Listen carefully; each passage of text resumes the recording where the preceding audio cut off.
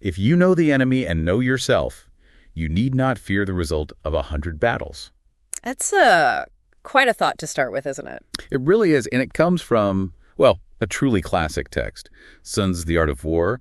We're looking particularly at the Deluxe hardbound edition by Fingerprint. Classics today. Ancient, definitely. Written around the 5th century BC, maybe. But it still feels incredibly relevant. Startlingly current, yeah. And that's really our mission for this deep dive, isn't it? To show you why this isn't just, for military buffs. Right. It's almost like a shortcut to strategic thinking that works way beyond the battlefield. It applies to, well, your everyday life, your job, business. Even just handling tricky conversations, maybe. Exactly. It's like a guide for navigating unpredictable situations, environments that are always changing. Okay, so today we'll dig into Sun Tzu's core ideas, see how they fit into today's world. Yeah, we'll look at the strengths, maybe some, let's call them nuances of the text itself. And then we've got this interesting angle looking at what actual buyers on Amazon think of this specific edition. Right, the reader feedback. Always insightful. Before we go on, please don't forget to hit the subscribe button and like the video. This podcast is known as the Deep Seek Diaries, and you can find us on the major social media platforms like YouTube, Instagram, Facebook. Links in the description section are all the resources in discussion today, including books, websites, and so on. Please go through our terms and conditions as soon as you can. Now sit back and enjoy the podcast. All right, so let's talk about the man himself, Sun Tzu or Sun Wu, military general, strategist, ancient China. The dates are a bit fuzzy, Some say around 544 to 496 BC. Others think, based on the tactics described, maybe later, during the Warring States period. Interesting. But regardless of the exact when, his thinking is, well, it's lasted. It's shaped strategy for thousands of years. Definitely. And what's really striking about his approach, it's not about loving war. It's actually about avoiding it if you can. Really? How so? Well, his main point, his central argument, is that real victory doesn't come from just, hitting harder. It comes from planning, from deep understanding, knowing yourself, knowing your opponent. Okay. And then using clever tactics, exploiting weaknesses before you even get to a fight. It's about winning smartly, maybe even without fighting at all, or at least minimizing the damage. That makes sense. Which brings us to things like intelligence and deception. That famous line, appear weak when you are strong. And strong when you are weak. Yeah. But it's deeper than just telling fibs. Right. It's more strategic. It's about controlling the narrative, controlling the information your opponent gets. You want to shape their reality so they make the choices you want them to make. Strategic misdirection. Like he also says, when we are near, we must make the enemy believe we are far away. When far away, we must make him believe we are near. Exactly. It's about managing their whole perception of the situation. And this ties into another huge point he makes. Self-knowledge. Yeah. And adaptability. Oh, absolutely critical. He really hammers home knowing your own capabilities, your limits, but crucially, it doesn't stop there. No, because rigid plans, they break easily. Success comes from being flexible, like fluid formations, having backup plans. So you can pivot quickly if things change, like market shifts or unexpected problems. Precisely. Not just sticking stubbornly to plan A. He uses the analogy of being like water, always finding the path of least resistance towards your goal. I like that. And he also talks about leadership, doesn't he? Qualities that go beyond just commanding troops. Yes, definitely. Things like integrity, discipline, inspiring loyalty. These are vital for any leader, really. Whether you're leading a company, a small team. Or even just leading your own life, making good decisions. So connecting this to today. These aren't just dusty old military ideas. Not at all. They're fundamentally about strategy and leadership, which are, well, universal. Think about business. Okay. Competitive strategy, market positioning, figuring out your competitor's strengths and weaknesses. That's pure Sun Tzu. Right. And in politics, too, I imagine. Absolutely. Intelligence, negotiation, managing public perception, it's all there. The basic framework for dealing with complex competitive situations, it hasn't really changed. It's timeless. Okay, so that's the philosophy. Yeah. But how do we, actually use this wisdom, practically speaking? Good question. Yeah. It's not just theory. There are actionable ideas in there. Take strategic planning. Right. Sun Tzu's focus on careful planning, on foresight. You can apply that directly to managing a project or even planning personal goals. Think about anticipating problems, allocating your resources. Like mapping out a campaign before you start doing the homework first. Exactly. And then there's competitive advantage. For business negotiations.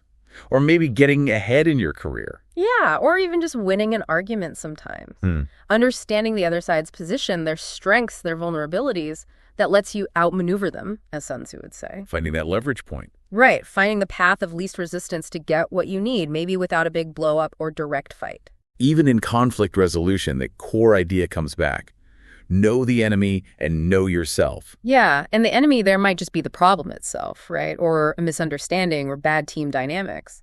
So understanding the nature of the conflict and your own reactions, your own capabilities. Puts you in a much better position to find a real solution, one that actually lasts. And the book itself, structurally, you mentioned it's quite short. Remarkably concise, yeah. Only 232 pages in this edition. But it packs complex ideas in very directly. No long, rambling stories. Nope. Which helps the core principles really stand out clearly. I think that's one of its biggest strengths, that timeless wisdom. It just cuts right through. Profound insights into human nature, conflict, strategy, condensed into actionable ideas. It's pretty amazing. It still resonates so strongly after, 2,500 years? It really is. I hope you're enjoying the topic so far. Please subscribe to the Deep Seek Diaries and like this video. Don't forget you can find us on the major social media platforms like YouTube, Instagram, Facebook, Twitter. Link in the description section are all the resources in discussion today, including books, websites, and so on. Okay, so let's think about who this deep dive, and really the book itself, is for. Who gets the most out of it? Well, I'd say anyone looking for real insights into strategy, leadership, critical thinking, people who want to cut through complexity. Definitely. Business owners, managers, professionals looking for that competitive edge in today's market. Huge value here. Absolutely. Also, anyone just interested in historical philosophy or maybe self-improvement, but through a strategic lens? Yeah, that too. And honestly, if you just want to understand conflict better, even outside the military, like in negotiations or managing teams, this gives you such a solid foundation. So who is it maybe not for? Well, if you're after a light read, like a story, this isn't it. It's dense with ideas. Right. And it doesn't give you, say, modern business case studies spelled out. You have to do some interpretation. Exactly. You need to connect the principles to your own situation. And look, if the whole military context is just a complete turnoff, even with the broader context, it might not click for you. That makes sense. And are there any maybe weaknesses in the text itself? Or things to be aware of? I wouldn't call them weaknesses exactly, more like characteristics. It's brevity, for example. Which we said was a strength. It is, for clarity. But some people, as one reviewer mentioned, might find it feels a bit incomplete, like they want more detailed examples. Okay, wanting more hand-holding, perhaps. Maybe. And the fact that it's ancient means you do have to interpret.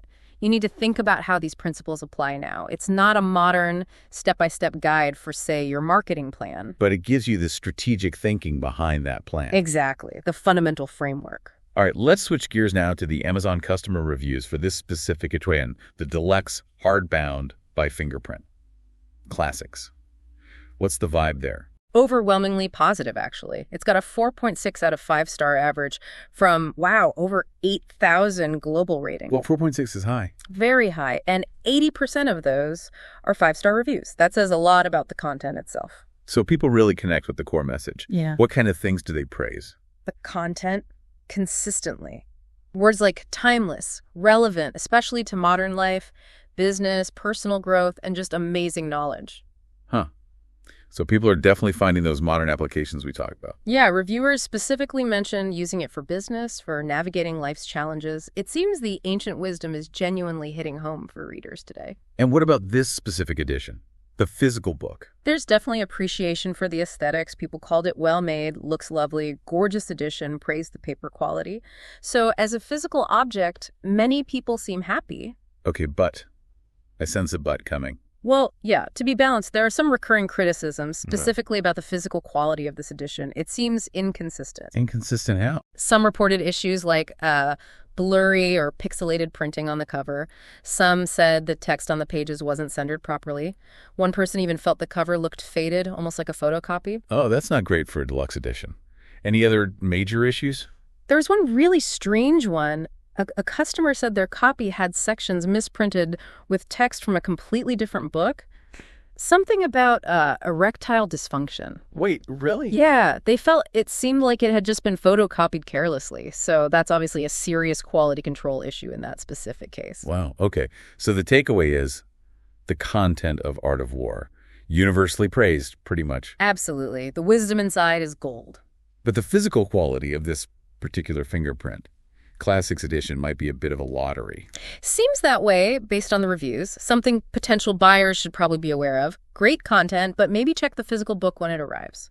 So, if we bring it back to Sun Tzu's core idea, if securing yourself against defeat is really up to you, and challenges often create the opportunities for success, how will you, listening now, apply that wisdom this week? Knowing your strengths, but also really understanding the landscape of your challenges. That's a great final thought to chew on. I hope you've enjoyed today's deep dive into Sun Tzu's The Art of War. Please don't forget to check out the linked resources in the description section for this edition and more. Hit the subscribe and like buttons as you head off if you haven't already. Until the next deep dive, goodbye.